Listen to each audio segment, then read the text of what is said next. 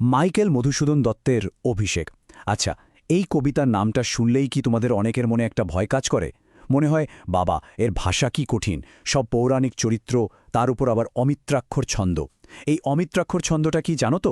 খুব সহজ করে বললে, লাইনের শেষে মিল না রেখে লেখা এক নতুন ধরনের কবিতা, যেটা মাইকেল মধুসূদনই প্রথম বাংলা সাহিত্যে এনেছিলেন।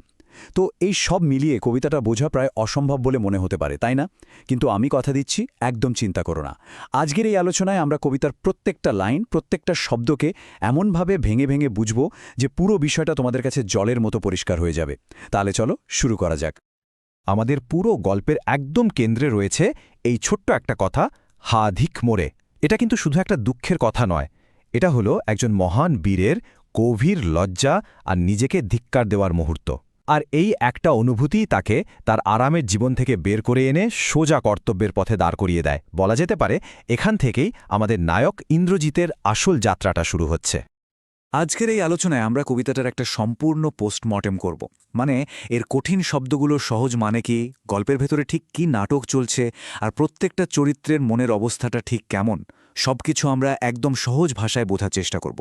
আমাদের একটাই লক্ষ্য, এই কবিতার ভয়টাকে দূর করে এর ভেতরের যে আসল সৌন্দর্য আর আবেগটা আছে সেটাকে তোমাদের সামনে তুলে ধরা। আমরা এই কয়েকটা ধাপে এগোবো। প্রথমে দেখব কিভাবে হঠাৎ করে নায়ককে ডেকে পাঠানো হলো। তারপর দেখব খবরটা শুনে তার কী প্রতিক্রিয়া হলো। এরপর বাবা আর ছেলের মধ্যে কি কথা হলো, সেই ঐতিহাসিক অভিষেক মুহূর্তটা কিভাবে এলো। আর সবশেষে জানব কেন এই কবিতা আজও বাংলা সাহিত্যের এত বড় একটা সম্পদ হয়ে আছে।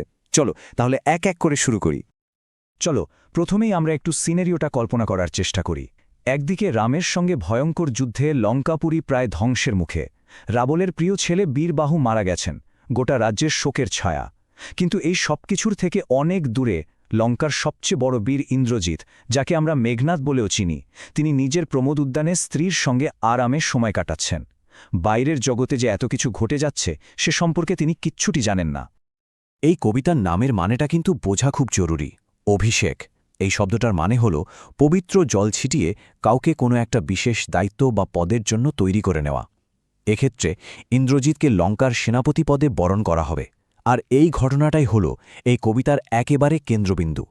ঠিক এই কারণেই কবি এর নাম রেখেছেন অভিষেক।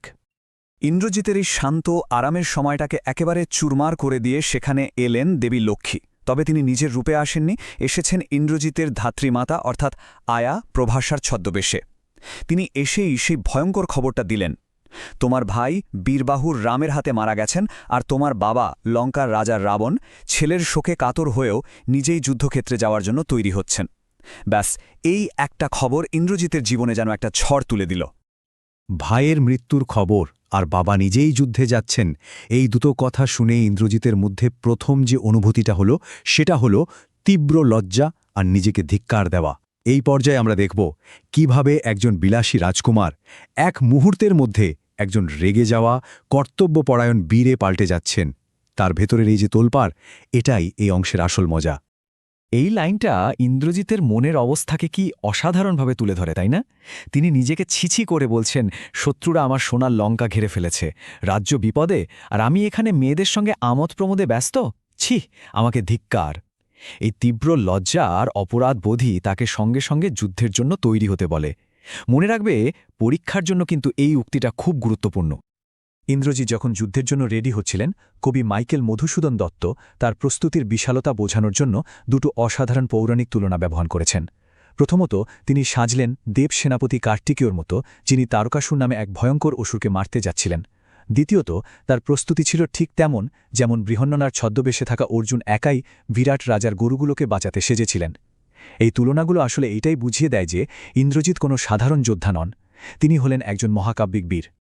যুদ্ধের সাজে সেজে ইন্দ্রজিৎ ঝড়ের বেগে রাজসভায় পৌঁছান, কিন্তু সেখানে গিয়ে তিনি যা দেখেন তা এক কথায় হৃদয় বিদারক একটা দৃশ্য। তার বাবা লঙ্কার পরাক্রমশালী রাজা রাবণ ছেলের শোকে ভেঙে পড়েছেন, কিন্তু রাজ্যের সম্মান বাঁচাতে তিনি নিজেই বর্ম পরে যুদ্ধের জন্য প্রস্তুত হচ্ছেন। ইন্দ্রজিৎ এটা দেখামাত্রই বাবার পায়ে পড়ে তাকে যুদ্ধে যেতে বারণ করেন। তিনি বলেন, পিতা, আপনার এই দাস বেঁচে থাকতে আপনি কেন যুদ্ধক্ষেত্রে যাবেন? এটা তো আমার জন্য চরম লজ্জার কথা। আপনি শুধু আমাকে আদেশ দিন, আমি এক্ষুনি গিয়ে রামকে শেষ করে আপনার এই অপমানের প্রতিশোধ নেব। এখানে আমরা ইন্দ্রজিতের মধ্যে একদিকে ছেলের কর্তব্যবোধ আর অন্যদিকে দেশের প্রতি গভীর ভালোবাসা দুটোই একসঙ্গে দেখতে পাই।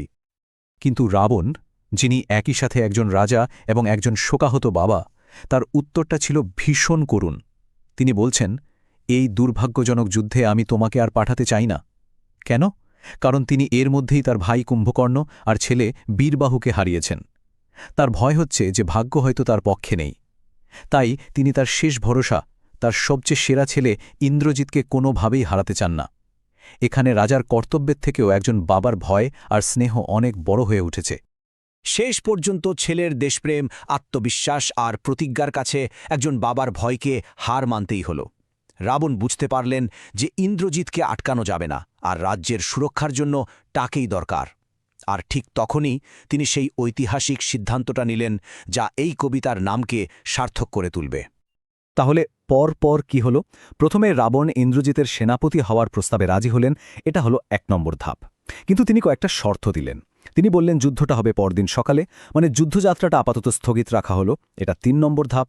তার আগে ইন্দ্রজিৎকে তার ইষ্ট দেবতা অর্থাৎ অগ্নিদেবের পূজা করে আশীর্বাদ নিতে হবে, এটা হলো 2 নম্বর ধাপ।